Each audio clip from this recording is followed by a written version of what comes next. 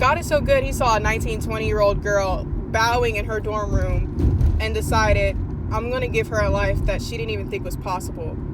That's absurd to me. So this time last year, for my birthday, I told God that I wanted to see him. I told Jesus I wanted to lay at his feet. And I went to church that Sunday before my birthday, and I laid it all down at the altar. And everybody thought somebody had died. I was mourning someone or something.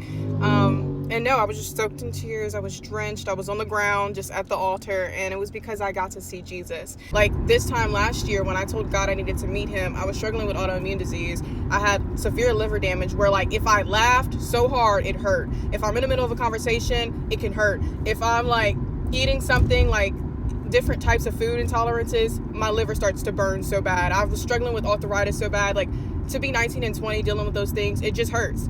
And so for me to share that and people be like, you know, that's so inspiring and it reminds me that God is just so good, I honestly was so overwhelmed that was my life last year, and this year I'm moving to Puerto Rico.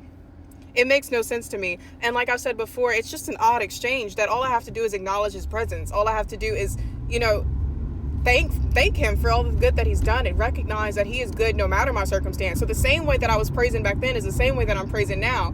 And there's literally a harvest that has erupted from my praise and my worship. And now fast forward to this year for my birthday, I just told God I was so grateful because the community he surrounded me with was just amazing.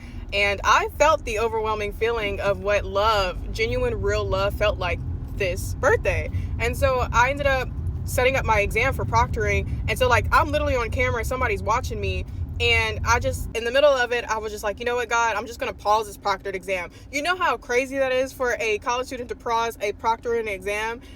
But I just knew that I need to talk to the Lord. So anyways, I start praying, and then I'm still on camera. And I literally just like felt the urge to bow. And I'm bowing in the middle of my room, and I have communion because I take communion from the church. I don't steal the communion, but I do take the church communion. And I'm not going to say everything that they told me, but I didn't realize that my life is literally a reflection of just how good God's mercy and grace is. I say all of this to say that even if you are in a season that does not look like anything that you've planned, if you are in a season of hurt, if you are in a season where you just need to talk to God, I promise you, he hears every single last prayer. No matter what you're going to, it's never too big for God. I don't even suffer with any of those chronic issues anymore. I don't have any chronic illnesses. And like I said, I'm moving to Puerto Rico, and everything in my life is like aligned the way it's supposed to line up. And I don't really have any big financial issues with this new move either. It all happened abruptly, but it all happened because of the grace of God and the way that I worship him. Worship matters. Praying matters. Communion matters. Loving God, thanking him for the things that he's done.